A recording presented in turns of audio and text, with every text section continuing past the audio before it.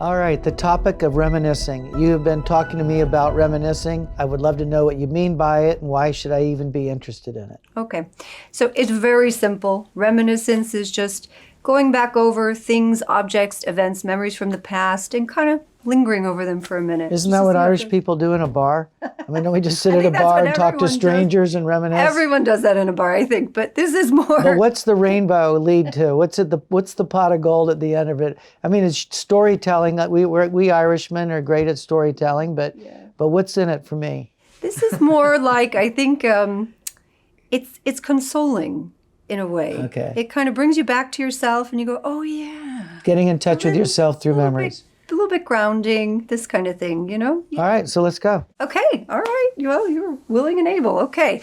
All right, what if I asked you a question, like a really simple one? If you think back to childhood, did you have a favorite food? I love my mom's cooking. Favorite food, I like junk food. I like chips and dips and things that Mom made, her cookies. I wasn't a big entree person. I was more into the salt and sweet family. Okay, got it. Nice. Okay. So a lot of memories are associated with food, you know, and it's nice to think about them.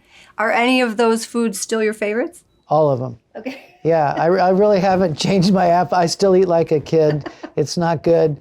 My cholesterol's proof of that. But you put a hamburger in front of me or a salad, I'm going to go with option A. And it's a comfort, right? It is. Too, isn't it? Sometimes it's a comfort, right? So am I reminiscing when I'm eating a cheeseburger? Sometimes we are reminiscing through food. True. I actually think that's completely true. And you'll notice too, if you're having a bad day or something like that, you might go back to that food. It's a comfort. All right, I'll keep that in mind. Okay, so another good one is, do you remember what you wanted to be when you were a kid? Well, I wanted to be a basketball star, but I didn't hit puberty soon enough.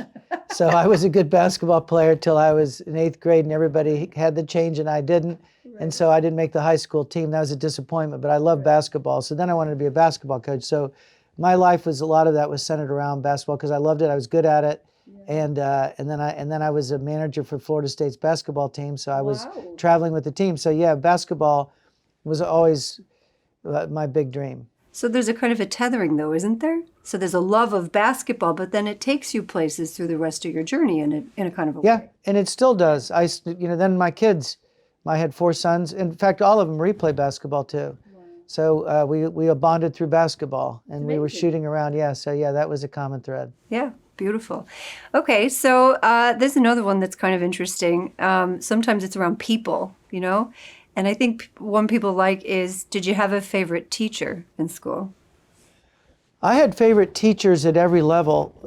One of my very favorites was a law professor, John Yetter, who taught me criminal law. He was brilliant and I admired him and we became good friends after he gave me C's. So that shows that I really liked him.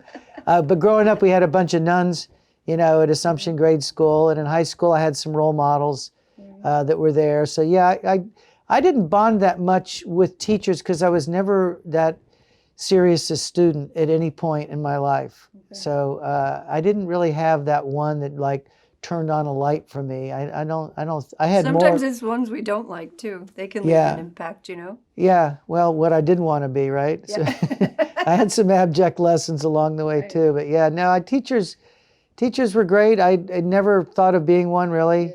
But I guess in some ways I ended up being one in some of the jobs I've had in academia. Yeah, good. Okay, so here's a really fun one, I think, too. Do you have a memory in which you kind of remember going, oh, wow, I'm really an adult now? Yeah, when I was 8. No, I mean, I think growing up, my brother and I were immediately looking for work to have spending money because our parents separated and so we needed money. Okay. So I was pretty responsible at an early age to find work. And so I had a nonstop string of jobs. And then I was always assuming authority. With basketball, when the team traveled, I had to handle the hotel arrangements, the flight arrangements, everything. So yeah. So cutting that short, to get to the question of we're modeling now how a reminiscence conversation starts. But what does it lead to? That comes up in natural conversation, but what is it you want to see happen? So what's interesting there is I think just by tugging on a couple of those memories, I think we saw really consistent parts of you in your journey and who you are. basketball in particular, you know?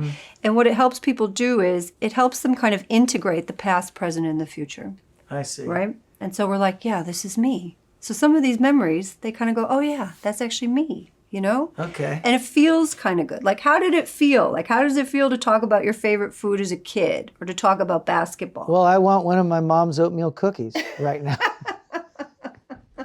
Okay. So good, right? Feels good. That's what we're aiming No, for. it does feel good, but there's also grief and trauma and memories that aren't so good, but that's part of reminiscing too. Absolutely.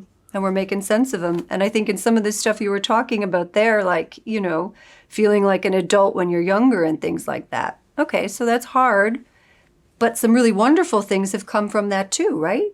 Okay, so for this psychotherapy, what do I owe you? That one's on the house, Jim.